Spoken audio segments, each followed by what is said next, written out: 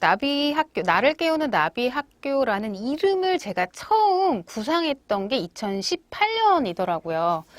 나비다라는 이름을 제가 하나의 활동명으로 사용하고 있어요. 본명이 있음에도 불구하고.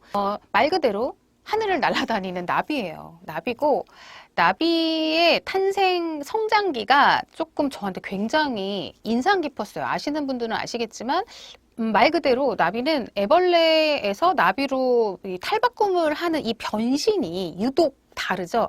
인간은 아기로 태어났을 때부터 그냥 보이는 그 상태가 그대로 성장하잖아요. 얘도 사람이고 다 큰 어른도 사람이라는 걸 누가 봐도 알겠지만 나비 같은 경우에 애벌레일 경우에는 얘가 설마 나비가 될 수 있어?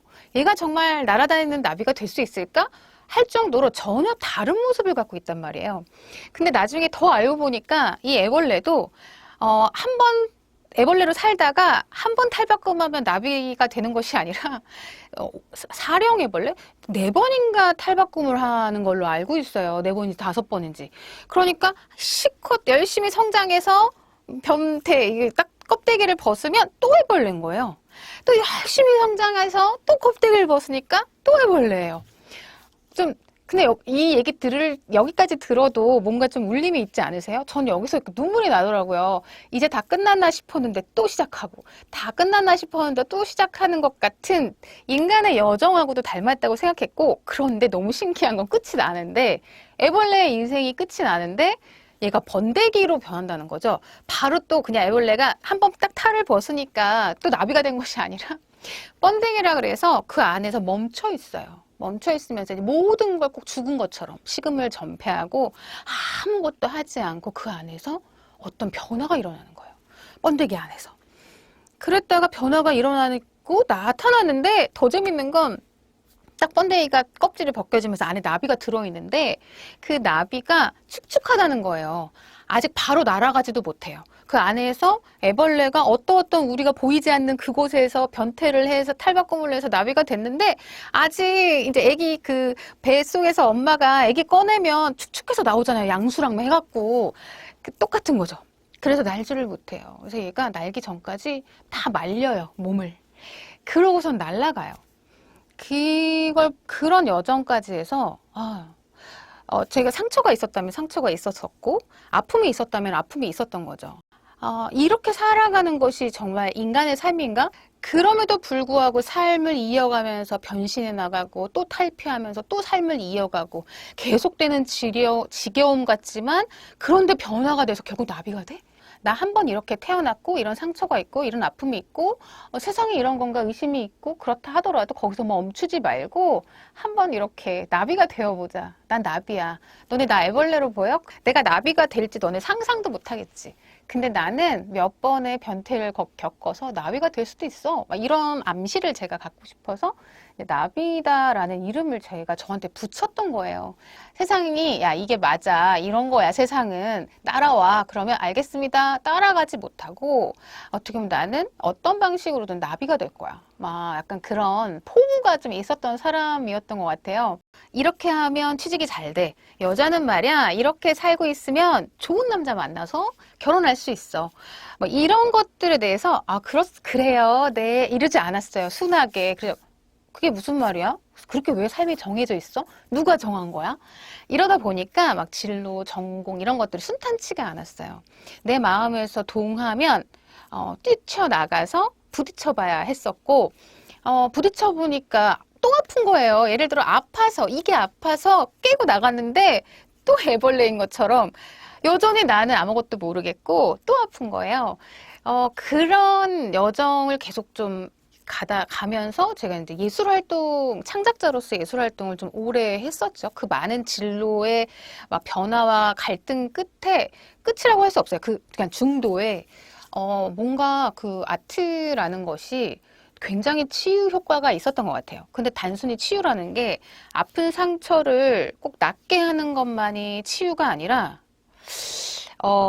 회복이 되고 나서 그 예술의 효과, 창작의 효과가 치유가 된 다음에 더 멋진 새로운 살이 나는 것 같고 탈바꿈을 해서 내가 새로운 곳으로 여행을 떠나는 것 같은 내가 다른 사람이 돼서 또 다른 여행을 출발하는 것 같은 그런 회생과 회복의 능력이 너무나 많았던 게 창작이었는지 저의 갈등과 슬픔과 고난을 계속 이 예술 활동이 보완해줬어요. 치료해줬고 새롭게 출발하게 도와줬고 깨달음을 얻게 해줬고 배움, 만남, 소통 이런 것들을 저한테 계속 선물했었고 그런 와중에 이제 사람이 너무 궁금했었기 때문에 저는 늘 심리학, 종교학, 인문학 이런 데 많이 빠져 있었어요. 제가 막상 전산과를 나왔단 말이에요. 이공계, 이과, 고등학교 때 이과를 전공하고 이제 전산학을 갔는데 사실 저는 이공계랑 잘 맞지 않았어요. 그런데 또 막상 그럼에도 불구하고 이공계를 나왔잖아요. 그러니까 저는 본의 아니게 잘 못하는 부분도 빨리 개발한 거예요. 저는 어쩌면 감수성이나 예술성, 문과 쪽이 저한테는 더 발달한 사람인데 본의 아니게 이과를 빨리 개발하게 된 거죠. 원치 않는 과에 갔지만 거기서 또 적응하고 살아보려고 노력했기 때문에 빠른 시기에 하기 싫은 걸 하면서 난 능력이 바닥이었던 걸 올린 거예요. 어느 정도. 그러면서 그런 이성과 감성, 어떤 이과적 머리와 문과적 머리가 같이 좀 이렇게 겸비해 나가는 경험들을 한 것도 지금 제가 나비학교의 커리큘럼을 만들고 나비학교의 방향성을 만드는 데에 굉장히 큰 영향을 미친 것 같아요. 지금 돌이켜보니까. 그 당시로 갔을 땐 괴로웠어요. 그런데 지금 돌이켜보니까 그때 그 경험이 나에게 굉장히 큰 또 선물이었네. 예술도 하나만 하지 않았어요. 음대를 너무 가고 싶어 했었거든요. 어릴 적에. 그런데 하여튼 좌절당했어요. 음대를 못 가고 전산과를 가서 연극 동아리를 했어요. 연극 동아리를 하면서 음악학원을 다녔고 그 연극과 음악과 컴퓨터와 이제 심리학이 이렇게 막 다 엮이면서 나중에는 제가 이제 행위예술이라 해서 혼자 단독으로 이제 작곡 활동, 뭐 연극 연출 활동만 하지 않고 행위예술을 하게 되면서 또 그 다음에는 기획자가 돼서 정말 융복합 예술 기획을 많이 했었어요. 전 장르의 아티스트들. 그게 아마 계속 저의 이공계와 문과의 충돌이 저를 성장시킨 융합 경험이 이제 계속 타 장르, 다양한 분야의 전문가들이 모였을 때 상당한 시너지가 나고 상상치 못하는 어떤 결과물이 나오는구나.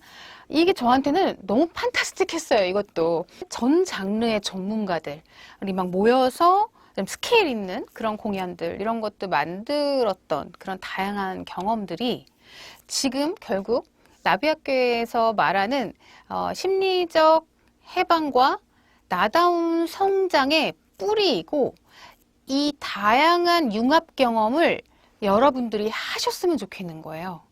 다양한 융합 경험을 하되 내가 누군지를 알고 나의 심리에 억압된 것들을 풀고 어떤 세상이 주입한 금기에 어느 정도 도전하면서 나의 시점, 나의 개성, 나의 속도에 맞춰서 나를 찾아서 인생을 주도적으로 디자인한다라는 건 자꾸 무언가를 부딪혀서 실행해보고 표현해보고 만들어봐야 되거든요. 그런데 그게 정말 중요한 걸 바로 부딪혀서 실행하고 만들어 보면 손실이 너무 크잖아요. 너무 중요한 걸 혹시 망치거나 실패했을 때 그것들을 다시 복원하려면 너무 힘들잖아요. 그래서 모델링이라는 걸 해봐야 된단 말이에요. 모델. 우리 진짜 집 짓기 전에 혹은 진짜 뭐 작품하기 전에 이렇게 조금만 모델 만들어 보잖아요. 저는 그게 예술 표현 활동이라고 생각했어요. 나라는 사람이 그냥 막 안에서 출몰하는 나의 욕구, 어떤 창조성, 내 바램, 소망, 잠재 가능성 얘네들이 두서없이 표출될 수 있을 때 이걸 탁 포착해서 눈에 보이게 구현하는 것이 예술활동인 거죠. 뭔지 모를 뒤죽박죽인 것 같은데 근데 난 알 것 같은 그 무엇을 창조적으로 구현해서 그림이 되고 음악이 되고 춤이 되고 영화가 되고 그걸 누군가는 그걸로 영원히 직업을 하는 사람도 있겠죠. 그런데 직업이 되기 전에 어떤 사람은 직업으로 하지 않고 취미로만 혹은 나의 치유와 아까 말한 창조성의 발현, 나를 깨우기 위한 어떤 여가 활동처럼 이런 것만 하셔도 저는 진짜 내가 사활을 걸어서 실행해야 될 어떤 중요한 과제를 할 때 이게 원초적으로 엄청나게 이 중요한 과제의 성공을 지켜준다라고 저는 생각하게 됐어요. 그래서 여러분들의 융합 경험 안에서 제가 대표적으로 어떤 활동이 눈에 띕니까? 라고 말하면 예술 표현 활동이라는 걸 말하고 싶어요. 모두가 작품 활동을 하셨으면 좋겠는 거예요. 작가처럼. 그런데 그 작가가 되는 내가 심리적으로 나를 이해해야 되고 세상을 좀 원론적으로 이해해야 되기 때문에 저는 거기에 인문학, 과학, 심리학, 종교학, 다양한 융합도 지식도 나누고 싶은 거죠. 인간은 기계도 식물도 사물도 아니더라는 거예요. 그런데 이걸 잠깐 간과하고 아까 생존 위주의 같이 어울려 사는 것에 나도 모르게 너무 집중하다 보면 내가 기계적으로 살고 있다거나 식물처럼 살고 있다거나 사물처럼 서로를 취급하고 있다거나 이런 현상에 도래할 수가 있어요. 그럴 때 우리가 자각을 하고 각성을 하고 눈을 탁 뜨는 게 나를 깨우는 거라고 생각해요. 나를 깨운다는 건 내가 깨어나야 쟤도 보이거든요. 다시 사회생활을 시작해야 된다는 거예요. 중간중간 너무 집중해서 잃어버린 것들을 다시 자각해서 내가 깨어나고 내가 깨어난 눈으로 다시 상대를 봄으로써 상대를 다시 깨워내주고 그렇게 인간의 어떤 특징으로서 우리가 간과한 것들을 잘 찾아가자인데 인간은 어쨌든 되게 복합적으로 복잡한 것들을 생각하고 만들어내려고 그러고 되게 또 고차원이라고도 말하죠. 그런 활동, 사고 활동이 좀 많이 발달한 건 맞는 것 같아요. 그러다 보니 사고 활동도 발달했어. 감정과 사고가 전 다 한 통속이기 때문에 이 뇌의 연동이 뭐 하나가 따로 움직이는 게 없어요. 다 엮여 있거든요. 그럼 그 복합적이고 복잡한 고차원이라고 함부로 또 말할 수 있는 인간의 맞는 만족. 인간에게 어울리는 삶이라는 게 있다고 생각했고 그게 아까 어떤 융합, 복합, 자기 표현, 나를 깨우고 좀 더 나의 잠재가능성을 만나고 그런 내가 돼서 다시 한번 공동체의 우리를 다 같이 성장시키고